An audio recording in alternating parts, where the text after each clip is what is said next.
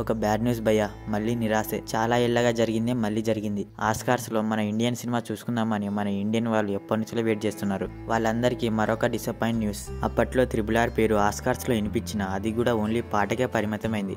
అది పక్కన పెడితే ఇప్పుడు మన ఇండియన్ సినిమా నుంచి లపటా లేడీస్ అనే మూవీ ఆస్కార్ వరకు వెళ్ళింది, కానీ షార్ట్ లిస్ట్ కాలేకపోయింది. Bollywood hero Aamir Khan and మాజీ సతీమణి కిరణ్ రావు వీళ్ళ డైరెక్షన్ లో వచ్చిందే లపటా లేడీస్. 2025 లో ఆస్కార్స్ లో షార్ట్ లిస్ట్ లో అవకాశం పొందలేకపోయింది. దీంతో వచ్చే ఏడాది ఆస్కార్ లో మన ఇండియా ప్రస్తావన ఉండదు. ఆస్కార్ లో షార్ట్ లిస్ట్ అవ్వడానికి లపటా లేడీస్ టీం చాలా కష్టపడ్డది. హాలీవుడ్ మీడియాకి కిరణ్ రావు, అమీర్ ఖాన్ ఇంటర్వ్యూస్ ఇచ్చారు ఈ మూవీ యొక్క గొప్పతనం ఏంటి అని. అయితే మన దేశానికి చెందిన వ్యక్తికి చెందిన మూవీ షార్ట్ లిస్ట్ అవ్వడం. భారతీయ నటి షహానా గోస్వామి, అభయ్ శంకర్ దుబే మెయిన్ లీడ్ గా నటించిన సంతోష్ అనే మూవీ అచీవ్ ని సాధించింది. సంధ్యా సూరి డైరెక్షన్ లో వచ్చిన ఈ మూవీ ఇప్పుడు UK నుండి లిస్ట్ లోకి నిలిచింది. అయితే మన దేశానికి చెందిన మన వ్యక్తికి చెందిన మూవీ అయితే షార్ట్ లిస్ట్ అవ్వకపోవడం ఏంటి? ఇండియన్ యాక్టర్ షహానా గోస్వామి, అదే అభయ్ శంకర్ దుబే ప్రధాన పాత్రలో నటించిన సంతోష్ అనే మూవీ ఈ అచీవ్ ని సాధించింది.